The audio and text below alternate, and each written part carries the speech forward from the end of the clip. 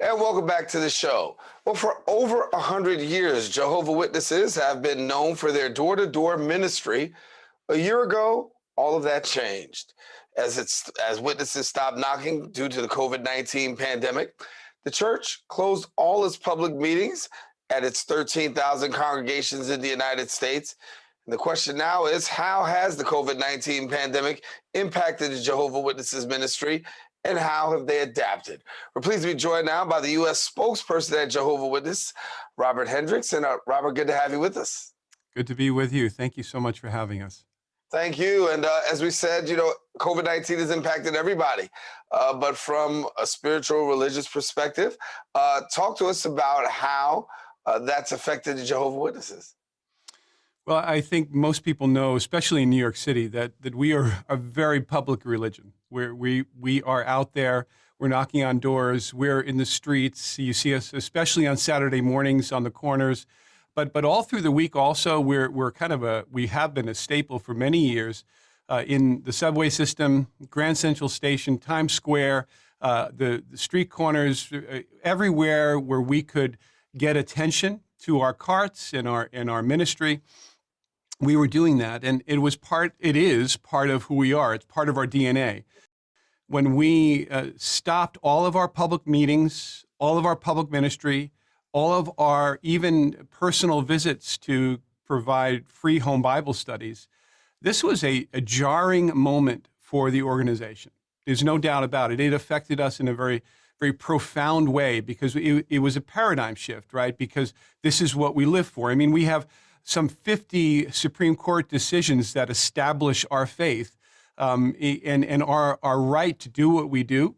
And all of a sudden now we're saying to ourselves, it's time to stop this public outreach in this way. And it was traumatic, but in a way, it just matches our message, because our message to our neighbors has always been, we love you.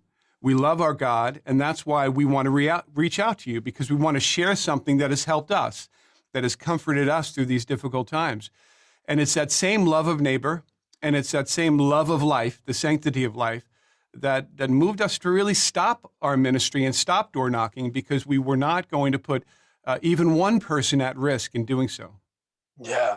So how did you adapt? I mean, obviously you're not going door to door. Zoom, Skype, how did your congregants receive that?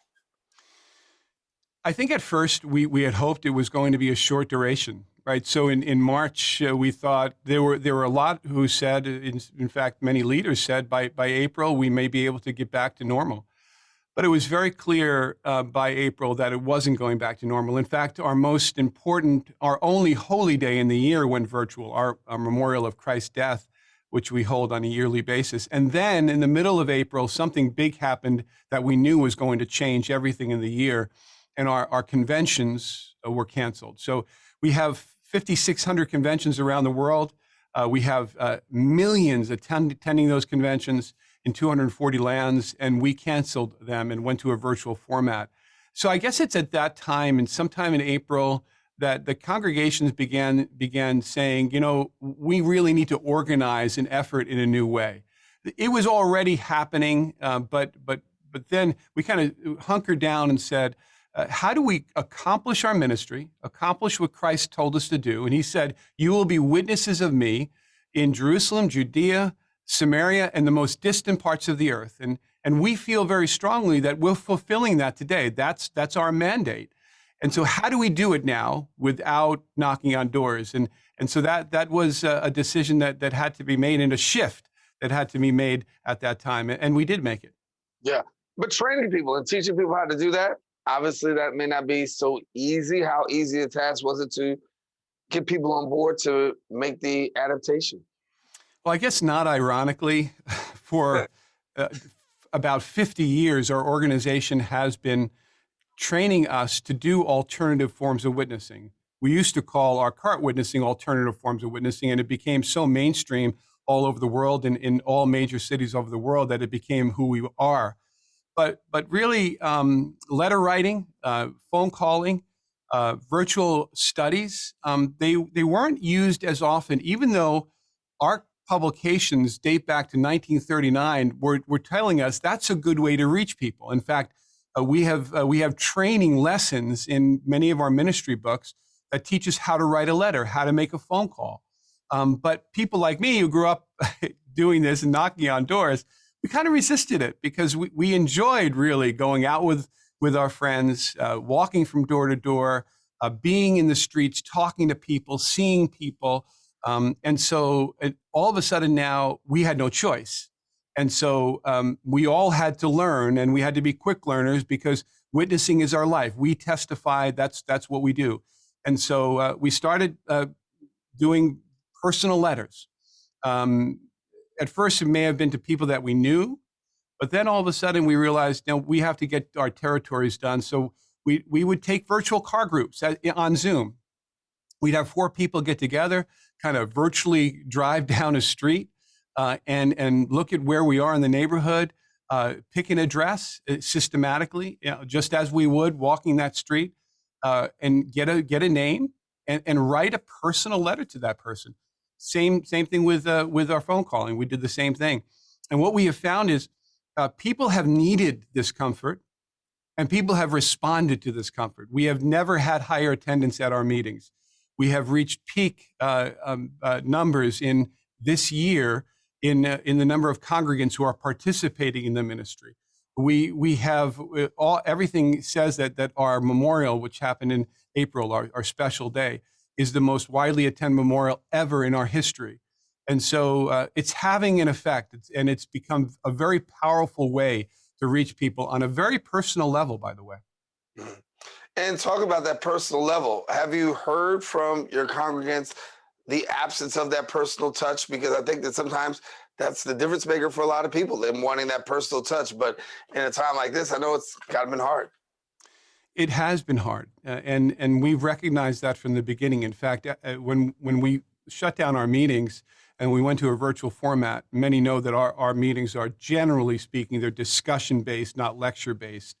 What we found was we found community virtually, but we knew that wasn't enough. Even though we had more folks coming to the meeting, even though we embraced different kind of populations, all of a sudden now those who had been listening on the phone for years, we saw their face. They were there for us, and we can interact with them and associate with them for the first time without going to their home. But we also knew early on and to today that we needed to care for their personal needs. And so our congregations are small. Generally speaking, in New York City, there are about 150 people. And they're broken up into about 10, if it were 150, into about 10 smaller groups. We call them pastoral groups. And especially in the throes of the pandemic in New York City and other places, we were touching base with our folks on a daily basis and at least still on a weekly basis to make sure that they had what they need, that especially our most vulnerable populations were being cared for, and that we could, at the minimum, provide that emotional support and sometimes physical support, even in the form of maybe food or supplies that they needed to get through this very difficult time. So I want to ask you, for people who want to find out more information, what do they do and how do they get connected? JW.org is the most widely translated website on the web by far, 1,031 languages, which is 10 times what many are at minimum. I think Facebook maybe 175. Google's around there too. And so they can go on to JW.org. They can find out everything they would ever need to know about us and the Bible and Scripture. They can find a local meeting and congregation by clicking and contacting us. In fact, 150 people a day last year in this country alone wrote us for more information. That's about 51,000. And so the website is also a place where you can do your own self-paced Bible study. There's never a paywall. We never ask for anything. We just ask you to go there and check out who we are and how you can coordinate getting to know us a little better. All right.